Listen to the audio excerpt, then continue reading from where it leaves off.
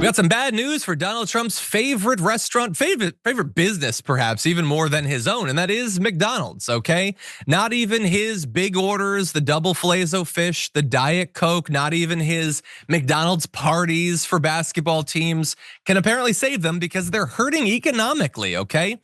Consumers are spending less money, and even McDonald's, this beloved institution of American capitalism, is not immune to that. It saw, in fact, its sales slip in the first 3 months of the year. Now, I know what you're thinking.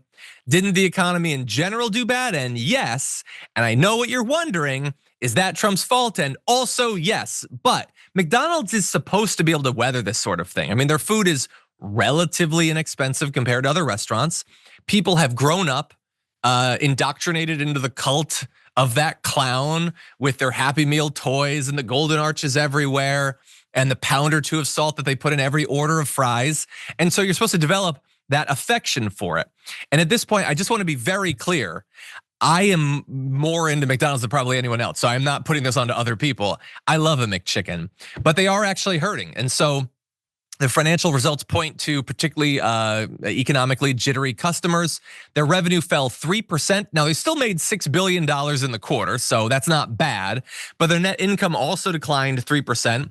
Global same-store sales dipped 1% in just the quarter, 3.6% decline in the US overall. And so, it's not like, in some cases, the trade war and the tariffs and all that have led to a boycotting of American products. And you might imagine that, well, maybe like a fundamentally like an Americana brand like McDonald's is just really hurting and the Norwegians aren't eating it and the French aren't eating it or whatever. No, they're still kind of eating at the same rates. It's us that are dropping back on how much of it we eat. And there's a lot of potential reasons for that. Tariffs definitely can be a part of it because some of the ingredients that go into the meals have to be brought in. They're more expensive. And I think a lot of people have noticed that McDonald's prices they're not what you might remember from when you were younger. I grew up on the dollar menu. And even then, it always seemed like kind of a weird deal that you could get an entire burger for $1. And true, it's not actual food or anything. No actual food went into the making of it, but it looks like food. It tastes pretty good. It's got lots of salt in it. But the prices have been going up. Now, they have tried to get out in front of this and deal with the fact that the perception of McDonald's being affordable has taken a lot of shots over the last few years. They put out their McValue menu, which I believe is like $5 for a meal. So sort of hearkening back to an earlier time. But even that hasn't been enough. They have a new menu, and again, not enough. And so there's a lot of issues for a lot of restaurants, and tariffs are definitely a part of it. But I just want to throw out one thing to think about, okay?